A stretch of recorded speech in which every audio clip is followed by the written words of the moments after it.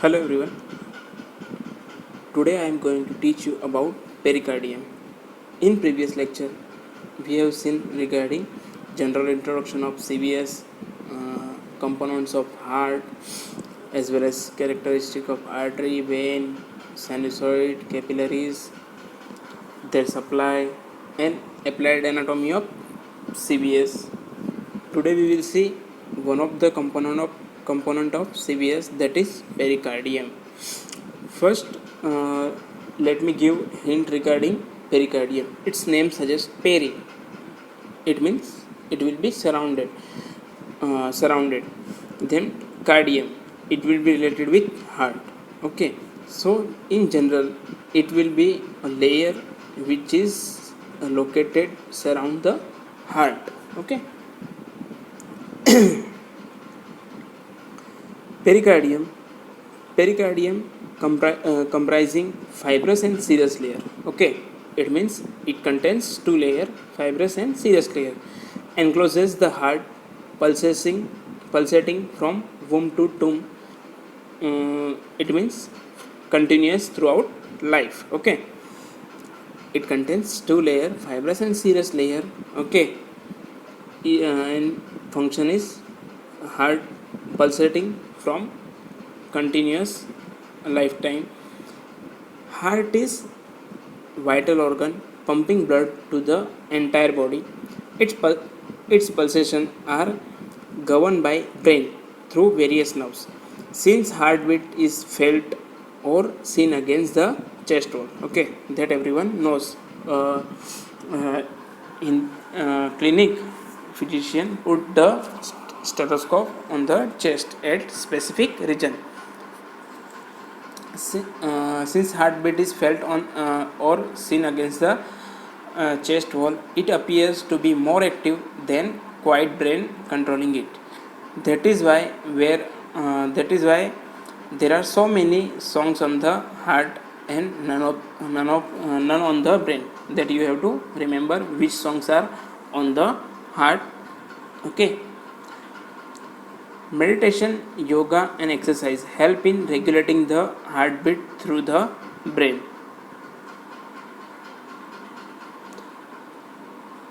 Now we will see regarding features of the pericardium.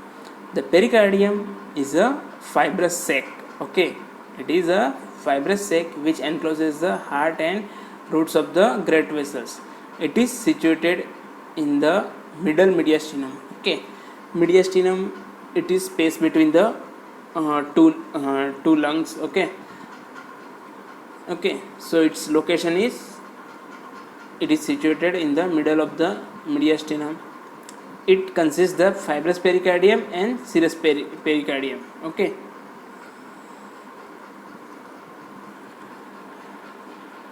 in this diagram you can see it's two layer, fibrous pericardium and serous pericardium. Parietal layer of serous pericardium, visceral epicardium, pericardial cavity, heart muscle, diaphragm. Okay, aorta. Okay, same. In this diagram you can see development of the layers of the serous pericardium. Fibrous pericardium, heart which invaginated, pericardial cavity, visceral layer, parietal layer. Okay,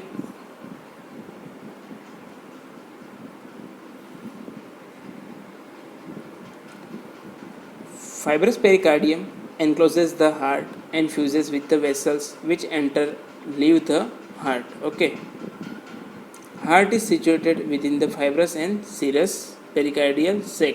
Okay,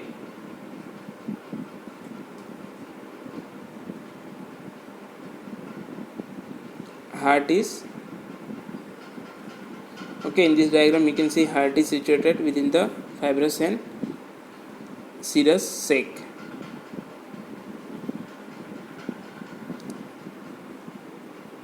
Okay, and fibrous pericardium encloses the heart, fuses with the vessel which enter and leave the heart. You can see aorta.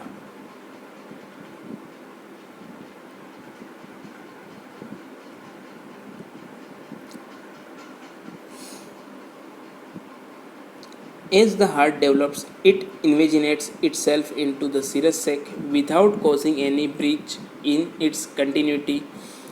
The last part of the last part to enter is the region of atria, from where the visceral pericardium is reflected as the parietal pericardium.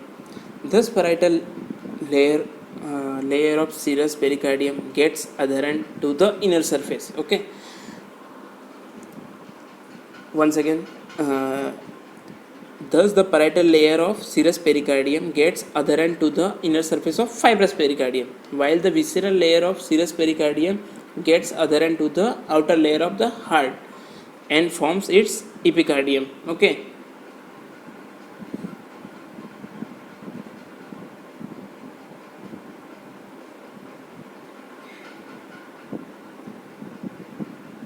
In this diagram, you can see visceral layer or epicardium. Okay.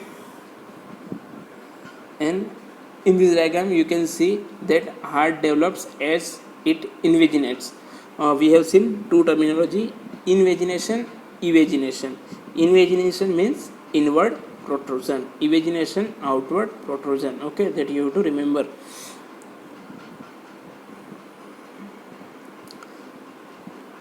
Then here the parietal layer of serous pericardium gets adherent to the inner surface of the fibrous pericardium, while the visceral layer of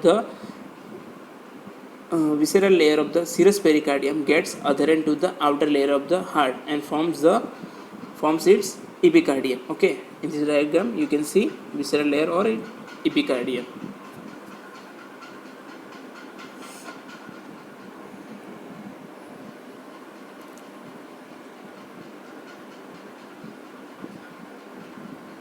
Now, what is fibrous pericardium? Fibrous pericardium is a conical sac made of fibrous tissue. Okay. The parietal layer of serous pericardium is attached to its deep surface that we have seen. The following features of the fibrous pericardium are noteworthy. The apex is blunt and lies at the level of sternal angle. Sternal angle we have seen in the osteology of sternum, and it's important. Sternal angle also termed as angle of Lewis. We have seen it's important. Okay, at that time arch of aorta, azygos vein, etc. we have discussed. It is fused with the roots of the great vessels and with the pretracheal fascia. The base is broad and inseparably blended with central tendon of the diaphragm. Okay, the base is broad and inseparably blended with the central tendon of the diaphragm. This will we will see it in diagram. In lower mammals or quadriceps, quadrupeds, it is separated from diaphragm by the infracardiac bursa. Okay. Anteriorly, it is connected to the upper and lower ends of the body of the sternum by the weak superior and inferior sternopericardial ligament. Okay, that I will show you in figure.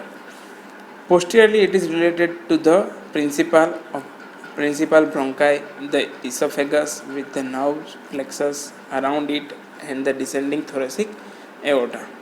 Okay. Okay, fibrous pericardium and its relation diagram. Okay, shape, conical shape. Okay, its apex is lies at the level of sternal angle of Lewis. In this diagram you can see sternum. Okay, sternal angle, and it is fused with the roots of great vessels and with the pretracheal fascia. Okay, now in this diagram you can see the base is broad and inseparably blended with the central tendon of the diaphragm. Okay, that you can see. Anteriorly, third point, anteriorly it is connected to the upper and lower end of the body of the sternum by the weak superior and inferior sternopericardial ligament. In green circle you can see. Posteriorly, it is related to the principal bronchi, esophagus with the nerve plexus around and descending thoracic aorta. Okay.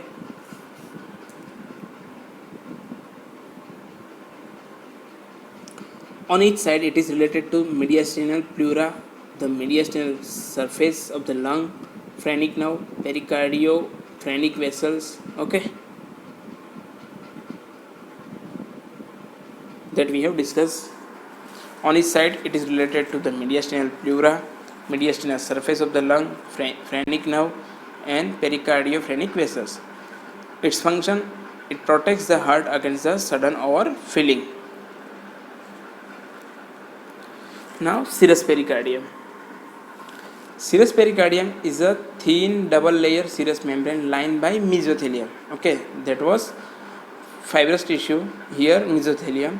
The outer layer of the parietal pericardium fused with the fibrous pericardium. The inner layer of the visceral pericardium or epicardium is fused to the heart except along the cardiac grooves where it is separated from the heart by blood vessels.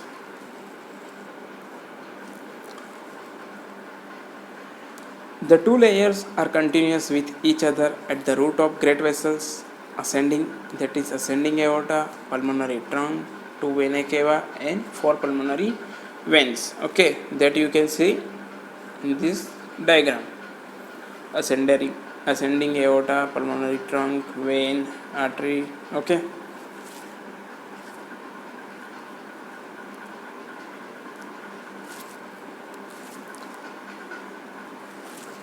Now,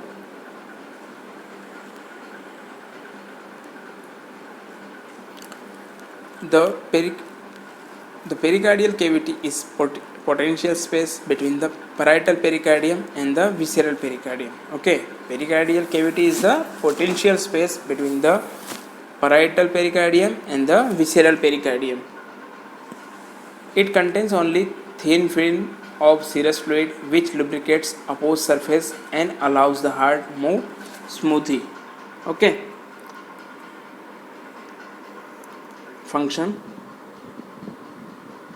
allows the heart move to smoothly. Now, contents of the pericardium: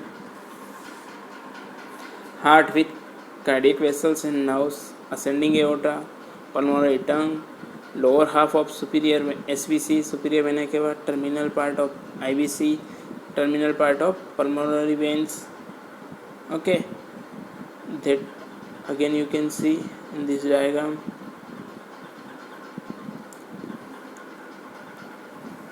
Heart with cardiac vessels and nerves, ascending aorta, pulmonary trunk, lower half of the SVC, terminal part of the IVC, and terminal part of the pulmonary veins.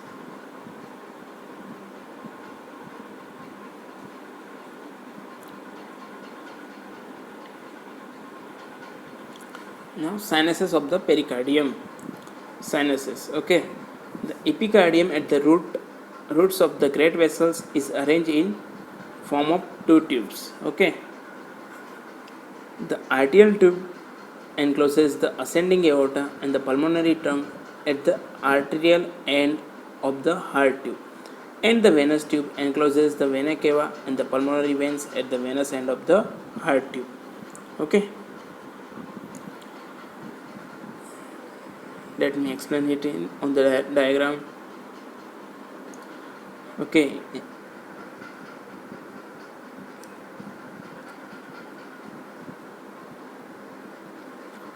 arterial tube encloses the ascending aorta and the pulmonary trunk at the arterial end of the heart tube, and the venous tube encloses the vena cava and the pulmonary veins at the venous end of the heart tube.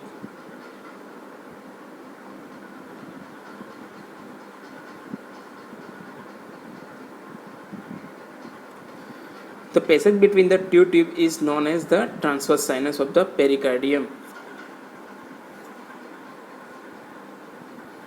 Okay. arrow in the transverse sinus written there. Okay, the passage between the two tube is known as the transverse sinus of the transverse sinus. Okay, during the development, to begin with, the veins of the heart are crowded together. As the heart increases in size and these veins separated out, the pericardial reflection surrounds all of them and forms the oblique pericardial sinus. Okay, you can see oblique pericardial sinus.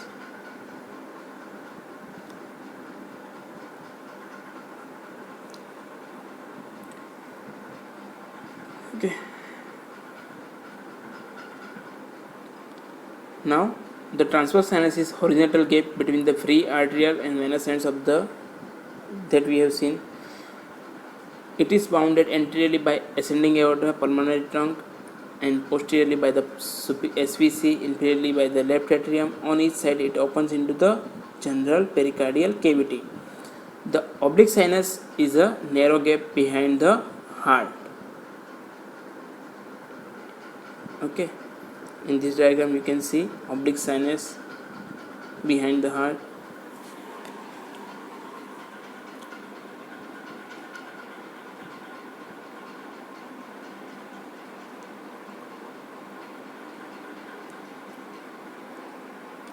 Here I forgot, this cul-de-sac is posterior to the left atrium. Okay, it meaning generally close at one end. Okay, so don't be confused.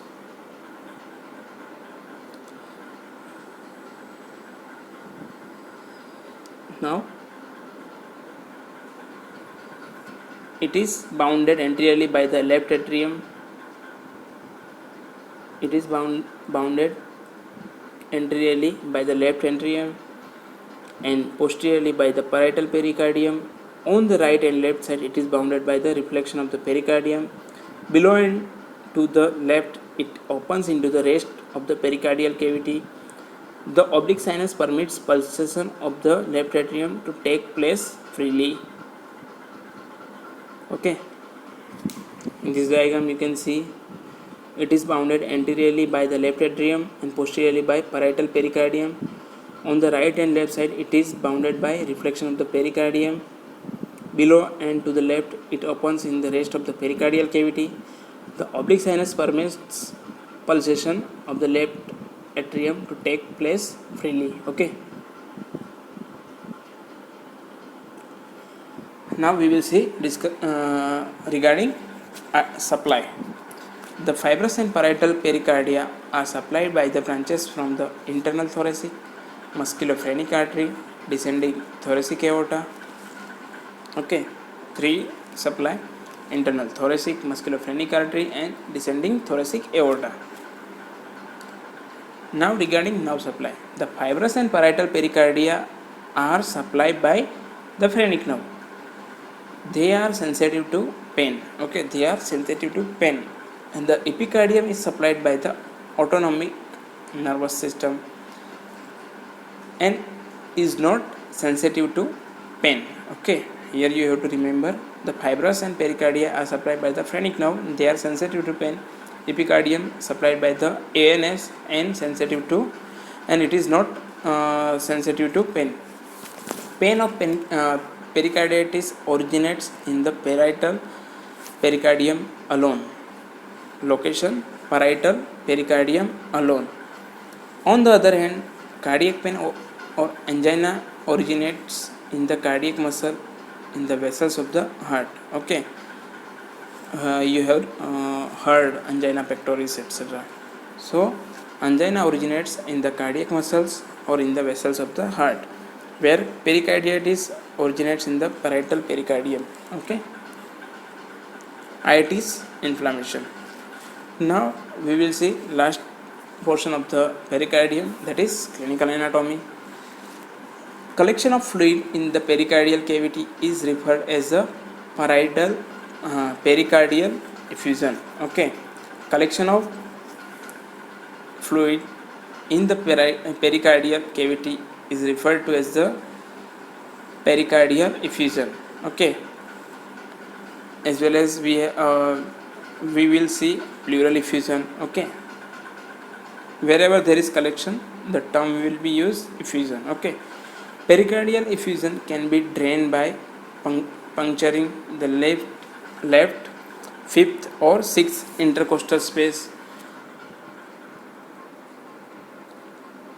just lateral to the sternum or in the angle between the xiphoid process and left costal margin, with the needle directed upward, backward, and to the left.